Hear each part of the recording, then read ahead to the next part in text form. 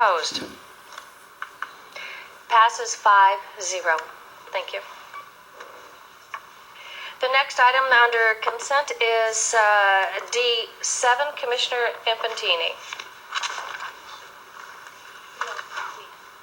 D7, bill folder.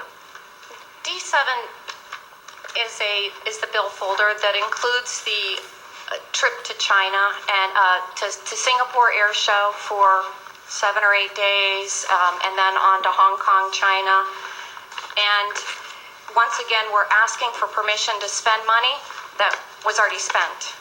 And I don't understand the purpose. I'm confused by the expense reports.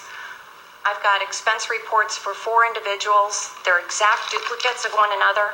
And I'd like to ask Commissioner Boland, do you agree that your expense report is correct? It's $330 I per have night. not seen it as of yet. Well, it was signed by processed you. by- Well, it was That signed. was a preliminary one, which is your projections. I have not done the final Well, yet. I'd ask We always for- do the primary as an example of what we anticipate. Okay, because I was looking at the expense reports. Those are primary expense reports again, I'm stating. They were based on Estimates. the emails that were sent. Mr. Whitten, you approved those expense reports based on the backup data you've received? What you have in the agenda package is an approval of the travel, and so it's not an approval of the expense reports. The expense reports that are primarily to reimburse the individuals who've traveled for their personal expenses are submitted after the travel. So again, what you see in the package is the approval of airline, of hotel, but not of the per diem expenses that they will report at a later date. Well, they don't have to actually report per diem. Per diem is just based on a daily set amount, but the hotel was listed in the backup data that I was provided, because I asked you if we could postpone this agenda item since we don't have the receipts. I don't understand how I can approve an expense report without having the receipts to support it. First of all, the per diems, any adds to the per diems would be on their expense reports. And so what you are approving are, again, the airline expenditures, the hotel expenditures. They're submitting administratively their expenditure reports at a later date.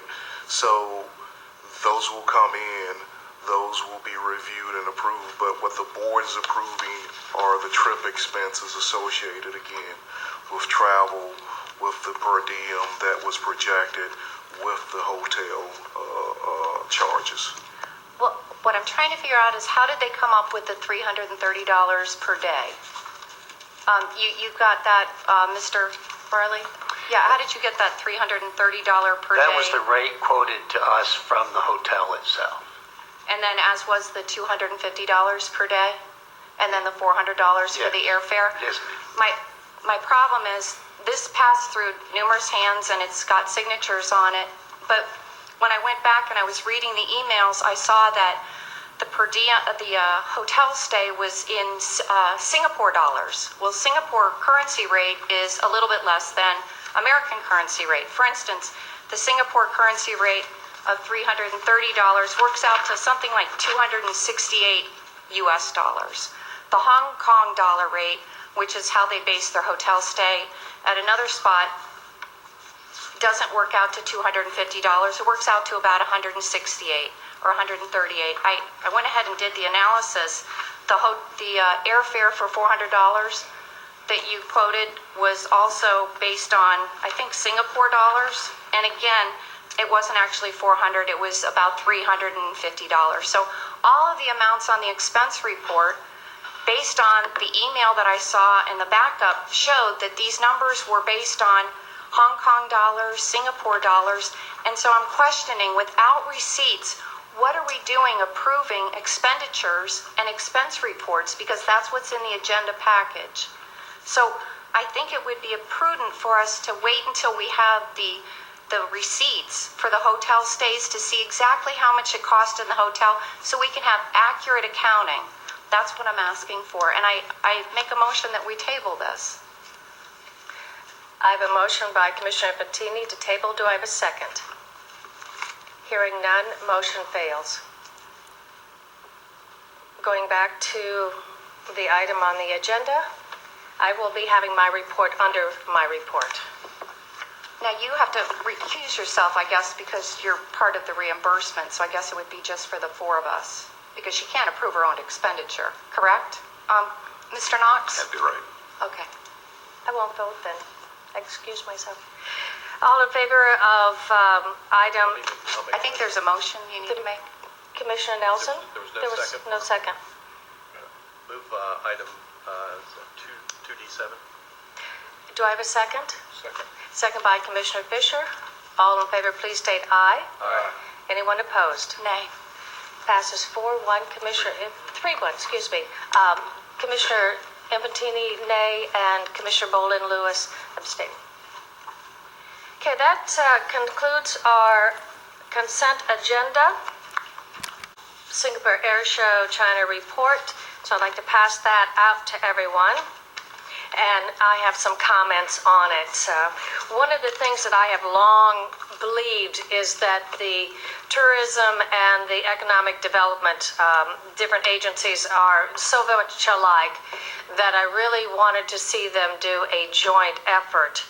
And this is one of the purposes of this particular trip.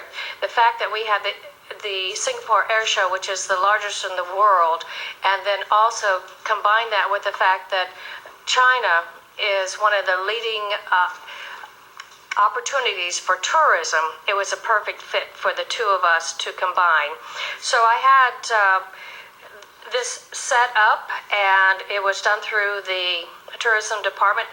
They do economic development, but mainly they market the people for Brevard County, and the economic development does businesses. The people that we were able to meet in the different meetings we went to,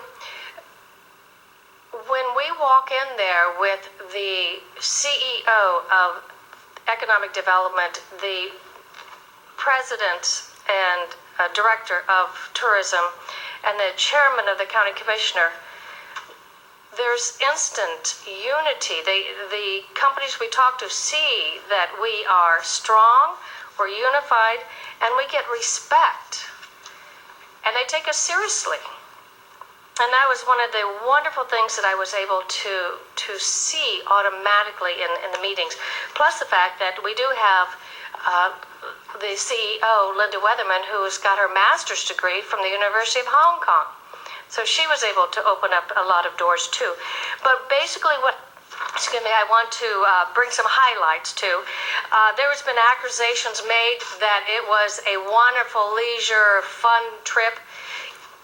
Anyone of the commissioners who have done international travel will probably chuckle at that, because it is not. This is not a fun thing to do. And unfortunately, this time, Mother Nature wanted to agree with that. We were stuck in the airport in Narita, Japan, in Tokyo, and all of us slept on the floor the first night. The next day, I was lucky enough, as with John Thomas representing FIT, to get on the flight to Singapore, but the rest of the group had to stay another night on the floor in the airport. I then went ahead and opened up our booth and ran our representation at the Singapore Airshow while everyone still was stuck in Tokyo. The following day, they again were not able to get on that one single flight to Singapore. Fortunately, Delta decided to give them rooms for that particular night. So it was not fun. You have to understand that we're talking about 28 hours of travel time to get there. But we got there. We hit the floor running as soon as we had the full tea. Results are always what you want to know. So let me point out instant results. We have two companies that have already set up site visits with us. One was for this week, and the next is going to be the 31st of March. I'm not giving out the actual names of the companies because I don't know what level of confidentiality they want to be at this time. But that is a prime example. Going into meetings that we've had with the different companies at the Airshow, we're talking worldwide. And I can state to you, eye to eye, that we were welcomed into booths that I would not ever imagine that we were able to go into from all around the world, because they know who we are now. They know from the aero business that we have many of them. Aren't you the location that Amber Air selected? Yes. Well, if they, who are very astute business people, chose you, then let's investigate you more. That was evident all during our interaction at the Airshow. We moved on then to different locations in China. I went to Shenzhen, I'm not very good with the words yet, and met with the company which is their economic development. And I have my notes that I took on the back of their brochure that they right now are China's answer to aerospace business. And that is their plan for their entire area. In fact, they're so serious about it, they have a delegation going to the USA in regards to this. And where are they going? Houston. We just didn't get there in time. We should have been there first. So we're behind the 8 ball on that one, but we're following up very strongly on that.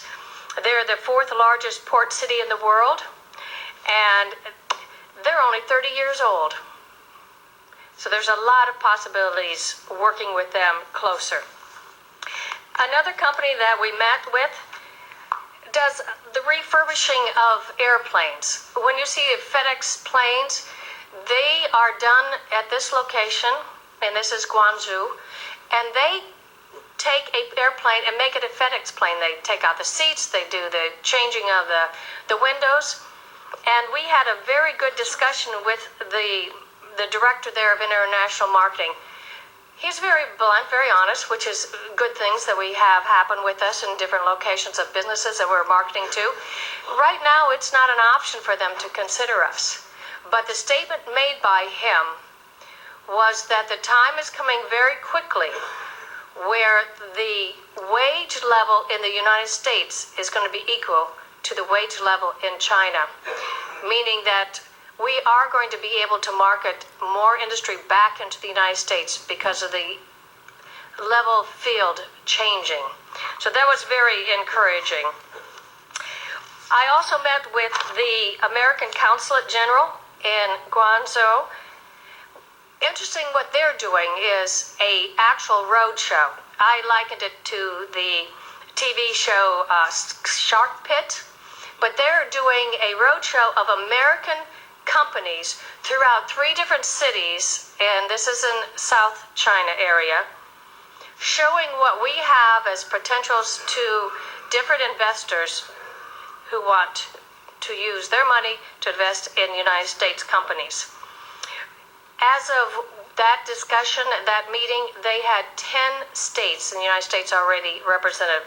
But it's going to be in March, so we were not going to be able to participate that. But they said it was so successful, and in anticipation that we'll be looking at it in the future.